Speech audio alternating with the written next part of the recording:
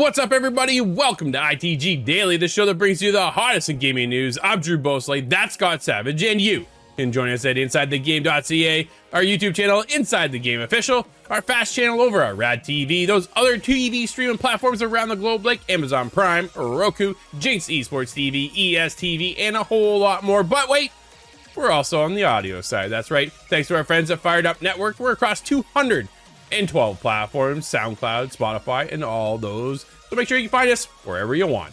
Scott, what's on today's show? It's a big one. It is a big one. Rockstar plans to announce GTA 6 officially the beginning of next month. We have some ideas about that. The Legend of Zelda movie has been officially announced and greenlit, and I am a little concerned. The new Mass Effect teasers have released, and although they don't tell us much, there's a lot to be coming. Let's get going. It's GTA 6. Well, Scott, did just the world explode today or what? News is everywhere, and it's kicking off pretty big as Rockstar took to Twitter Mr. Sam Houser himself to say this. Next month marks the 25th anniversary of Rockstar Games. Thanks to the incredible support for our players worldwide, we have had the opportunity to create games we are truly passionate about. Without you, none of this would be possible, and we are so grateful to all of you for sharing this journey with us. In 1998, Rockstar Games was founded on the idea that video games could come to be as essential to culture as any other form of entertainment, and we hope that we have created games you love in our efforts to be part of the evolution.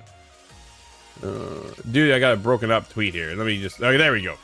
Now, this is where things get interesting, Scott. We are very excited to let you know that in early December, we will release the first trailer for the next Grand Theft Auto. We look forward to many more years of sharing these experiences with all of you. Thank you, Sam Houser. Dude, here we go. Early December. Yeah, early as in December 7th at the Game Awards. Yeah, which was definitely not predictable whatsoever. Yeah, right? I think that's where we see it. Here's the thing. Rockstar doesn't need the Game Awards. Jeff Keighley wants Grand Theft Auto. That's the difference. It's Jeff Keighley needs Grand Theft Auto. I think he does obviously a killer job to start with, but it's more of a, can Jeff Keighley, like, how much did Jeff have to go, please give me this, please give me this? Was he on his knees? For security reasons, please. Yeah, exactly. It's I'm sure the hype and the excitement behind Jeff's face today, man, it was probably right through the roof. If he was able to land this, and we're saying early December, that only means one thing when we're thinking about it, because it's the Game Awards. And it's going to be a epic moment. Here's the thing. They're going to see a trailer, Scott. What do you think we see, and what do you want to see? Oh, I think we'll get just a little bit of a primer for the characters that we're going to be getting into. I think that makes a lot of sense. Just explaining the kind of brother-sister background, and perhaps maybe who the bad guy is. Get a kind of Far Cry level of a teaser. That's what I'm hoping for. Well, so it is, man, there's so many things. Where could they take this, right? It is a matter of what we do know is very little. There was a huge leak last year. I tried to stay away from it. I think a lot of people did, but the nature of what we do, obviously we do know some stuff. But there is a brother-sister connection. One went one way, the other went the other way. And that's kind of where it all kind of holds right now. Who is the bad guy? We'll find out, I'm sure. But at the grand scheme of things, dude, how big is this going to be, right? When it comes to the trailer, do we get a snippet of the world, a snippet of the two characters, and that's it? Or do we get an actual, here's a 5-minute gameplay of GTA 6? Dude, 5 minutes is huge for a GTA trailer, right? If we can get gameplay in engine, good solid look at the game, 5 minutes is nothing when it comes to the grand scope of this game. The game is supposed to be something like 3 times the size of GTA 5. So, yeah, incredibly massive. That's a good point, actually, just to see the map and that scale. would be something that's incredibly impressive. It's been so long since Grand Theft Auto 5, and that was impressive at the time even then. Absolutely. We were just in, Kyle and I were just in last night and the night before, and we're back into Red Dead, right? Like, that's where we're living right now, is we're in Red Dead Online. And as we're there, we take a look at the vista. Dude, the draw distance in that game is incredible. Where does GTA 6 now lie? Because this is made for next gen. Well, do we get a trailer? Oh man, I hope this does not happen, Scott. But does this happen and go, we're coming to PS4, PS5, Xbox One, Xbox Series X and S, or is it just, here it is, PS5, Xbox Series X and S? I think it has to be just the new gen, the current gen, because I think we're way too far after the release of those gens to be keeping the old ones in. And Rockstar is one of the biggest companies in the whole world. They can almost set the console generation on their own with this release. they could. Are you surprised we're getting a trailer and not just a stealth drop of here's the game? Oh, I think we need the trailer. I think Rockstar wants to own that mind space. They already do. It's incredibly easy for them, to express that control. But this is one example of like, oh, everybody's just clamoring for it. I expect them to kind of live in that moment a little bit. Enjoy the hype surrounding the game before it comes to anything. Now, you said something interesting, an in-engine gameplay trailer. Do you think that's what we're going to get? Or is that a hopeful thought? Okay, so we did get that when it came to Fable, right? They showed us in-engine what the game was going to actually look like. Dude, I do not want a cinematic trailer for GTA 6. At this stage of the game, we are so far into the world of technology, we no longer need a cinematic trailer. The cinematic trailer tells me you're not ready. Marathon, fair games. Dude, they had nothing to show us. Why? Because they gave us a cinematic trailer of absolutely nothing. GTA 6 comes out. Dude, we should see the characters walking around in the world of GTA 6. We don't need a cinematic trailer. We want to see what this looks like. Dude, it's been 10 years, Scott, of GTA 5. I think we're ready to see something in the world of GTA 6. Now, granted, we're just looking at Red Dead Online and Red Dead 2. That was 5 years ago.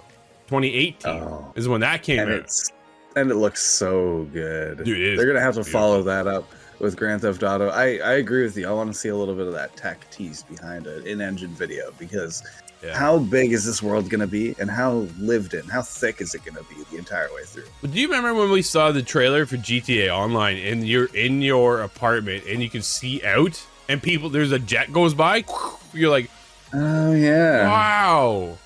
That is the level of where this can be, even one step further, right? Because we are now in the latest generation of consoles. Dude, the world, everything about this game should be absolutely stunning.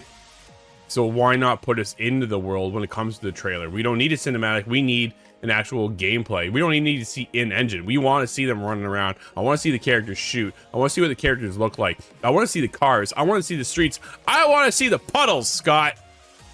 Show me the puddles. That's where all of the graphical power is. We all know that, right? So I think I need some Insomniac level puddles.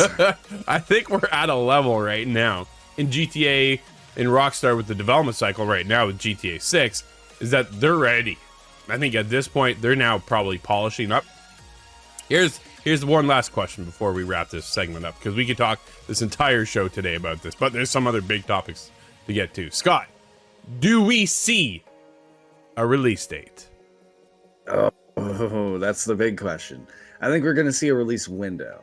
I think that'll perhaps cue something of 2024. Fingers crossed. Yeah, I think if they're showing us a trailer now, dude, we get this next year. Absolutely. 6 months out, maybe 8 months, I'm thinking. Do you? Not holiday season. Here's the thing. Now everybody's like, you're right. Oh no. Rockstar's coming. Move out the way, right? Like here we gotta find out when they're gonna release their game so that we don't put our game in that same window. That's what they're looking at right now. I can't wait for the announcement of Titanfall 3 to coincide with that release date. Just so that the whole world can ignore it again. That or another Horizon game, right? They're just gonna go, oh. Yeah, so hopefully we do. I don't think we'll get a trailer, a release date. I think you're more aligned with the window of opportunities there as we get anything at all. At the end of the day, I don't think we even get that. I think we just get the trailer and let everybody stew on that alone and not worry about a window, a release date, nothing. I think we just get some in-game gameplay. Dude, I'd love something to be around 5 minutes because we know this game is going to be hours and upon hours. Like, dude, I'm expecting an 80-hour experience. Probably somewhere around there, right? I expect to get my 10 years of enjoyment out of this one. Absolutely. Do you think we see anything about the online component for 2?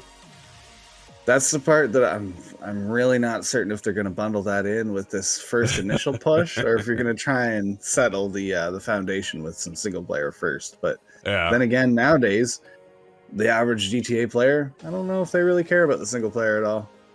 Fair enough. I know I do. But we'll keep going, Scott. Let's move on, my friend. Let's wrap it up. Let us know your thoughts about GTA 6 over on our Twitter, the official ITG. Drew, here is a day I never thought we would see. The Legend of Zelda is finally getting a movie. And Mike Stroff at Insider Gamer tells us more. Nintendo has announced that The Legend of Zelda is getting a live-action movie. Quote, I have been working on a live-action film of The Legend of Zelda for many years now with Avi Arad-san, who has produced many mega hit films. Co-creator and producer Shigeru Miyamoto said on Nintendo's official Twitter account, quote, I have asked Avi-san to produce this film with me, and we have now officially started the development of the film with Nintendo itself heavily involved in the production. It will take time until its completion, but I hope you look forward to seeing it, end quote. Directed by Wes Ball, The Legend of Zelda movie will be co-produced by Nintendo and Arad Productions. It will be co-financed by Nintendo and, interestingly enough, Sony Pictures Entertainment. Very curious there. This isn't the first time word of a movie based on Legend of Zelda has been made. However, this is the first official announcement on the matter. Up until now, it's been nothing but rumors from various outlets. That said, seeing Nintendo move on to making a movie based on its second largest franchise should come as no surprise after the success of the Super Mario Bros. Movie earlier this year. There is no word yet on a release date for this movie, but there's also no word yet on the casting of the movie, and that's where I want to bring this up. This is a live-action endeavor, which is quite risky in my opinion, but this is Nintendo, and they cherish their properties very strongly, so I hope this gets the time it deserves. But who do we see as our silent protagonist? You like to bring up that Link is silent in every game. He is. This is where it gets me, right? I get people are looking for this, and I understand it. I think Legend of Zelda could be a very interesting opportunity. Zelda being the star, not Link. I think that's where you gotta take it, right? I think you take it to Zelda. You don't give it to Link. Don't put Link in it. Why? Because he doesn't say a word. So you're gonna have a silent movie? Like, yeah, I know I'm not in the mind share of a lot of people with this, but it's always something that's kind of just irked me a little bit when playing all the Zelda games, is that dude hasn't said a word at all. Everybody just talks for him. I'm like, man, okay. So yeah, I'll probably get some flack for that one, Scott. But either way, you take it with Zelda, I think that's where you're gonna have the shiny moment. It is interesting, like you say, though, that they are going live action, right? After coming off the animated movie with the Super Mario Brothers and how well that did, I'm not surprised that they want to do this too with The Legend of Zelda. I'm more shocked though that it's live action, and you're posting shots of like opportunities for Link. I'm like, yo, this is all computer generated stuff. But yeah, you had Chris Pratt, you had Tom Holland in there, right? Like, it's just Chris Pratt returns. Can you imagine him as Link? Dude, that'd be funny. I'm thinking Owen Wilson. No, don't. Oh man, can you imagine? Right before the credits roll, you hear "Ka-chow." Yeah, it's but who plays Ganondorf? Will it has to be Ganondorf, of course. They're not going to pull Vati out from the vault. Where is it set? What universe? We're going to have to do the Hero of Time thing. So we're really looking at multiple actors who's going to portray Link. Unless it's the Hero of Wind from Wind Waker, in which case you would only need one. It's the possibilities. Do you have any hopes as to who your actors would be? I haven't been able to really think about it long enough to have it settle in my mind yet. Robert Downey Jr. might fit very well. No, I have really no idea. Yeah, Orlando Bloom was a good mention. Somebody mentioned that yesterday, okay. I believe, when we were talking. Yeah. But 20 years ago, Orlando Bloom would fit better. Yeah. So I'm not sure if it's too late now or if it's something that he would even consider, but very interested.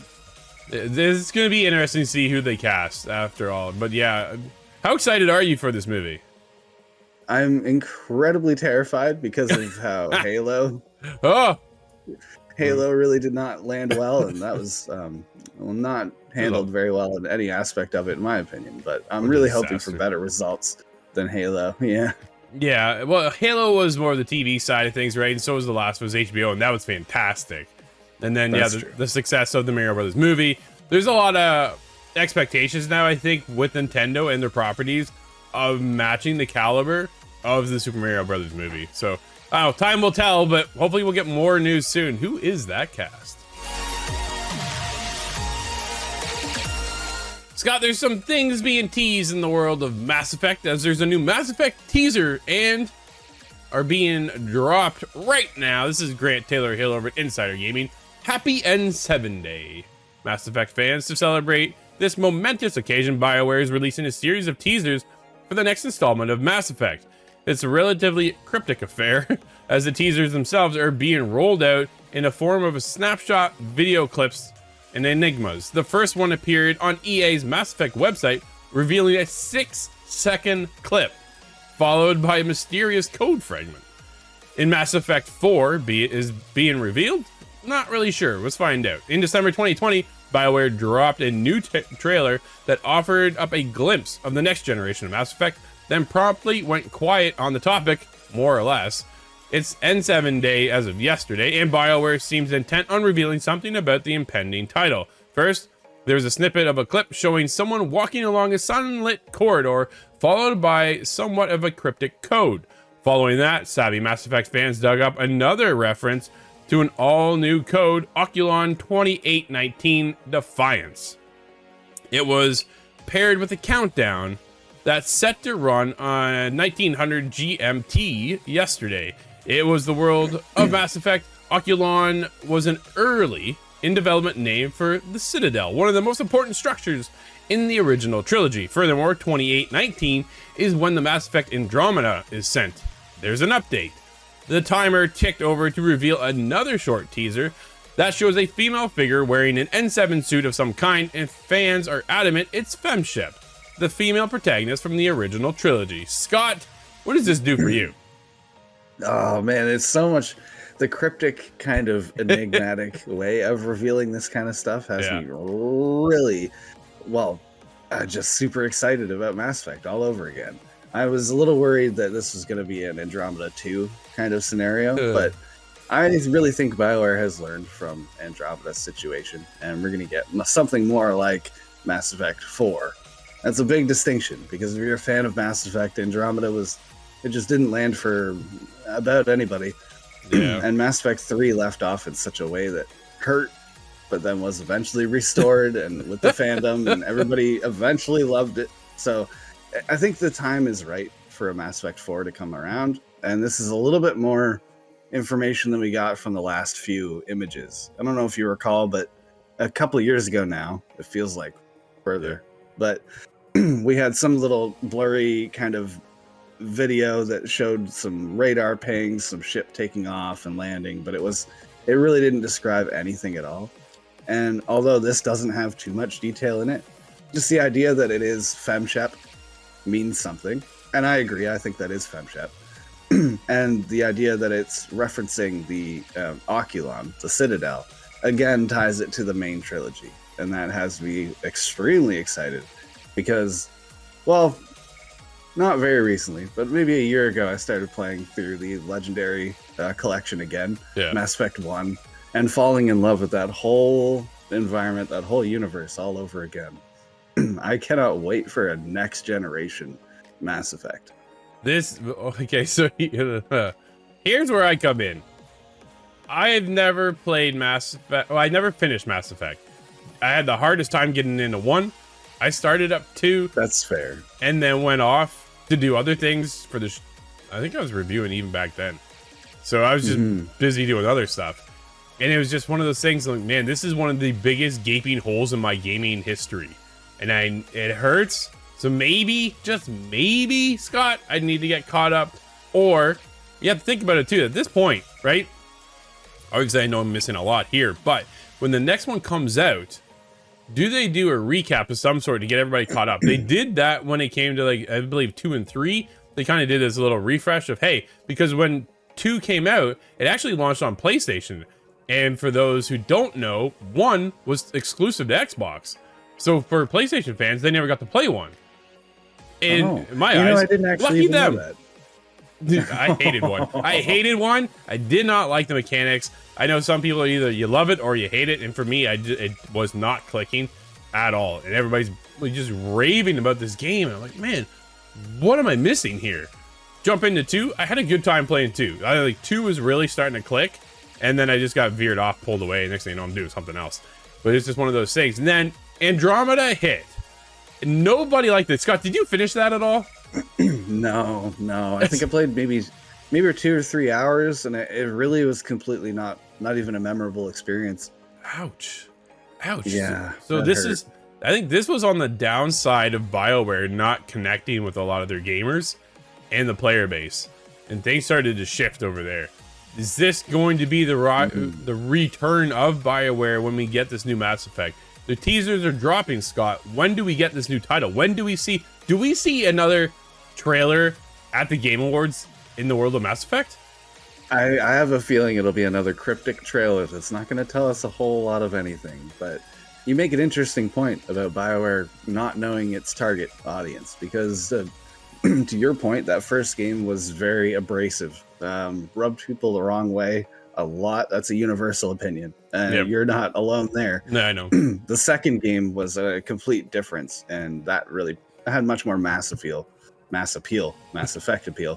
And the third one was for fans of the second, really, and Andromeda was seemingly for nobody. So I'm hoping they come back and take on right where the third one left off.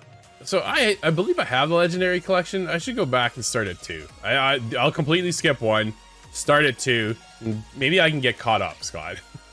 I think you should. I know. It is it's one of those biggest disappointments in my gaming library, right? It's just in that back window of, crap. It's kind of up there with horror games. But horror games I will never play. So there's that. But just maybe if we get GTA and Mass Effect at the Game Awards, dude, this is gonna be one incredible year all around when it comes to gamers. That'd be a good way to end it off, wouldn't it? Sure would. Scott, there's a few games out today. What are we playing? That's right. We have Beyond Sunset on PC. Gunhead is on PC, PlayStation 5. Doomsday Paradise is on PC. And Risk of Rain returns on PC and Nintendo Switch. There we go. And that'll wrap up today's show, everybody. Thank you so much for hanging out with us. This has been ITG Daily, the show that brings you the hottest in gaming news each and every day. We'll be back again tomorrow. I'm Drew. That's Scott. And we'll see you inside the game.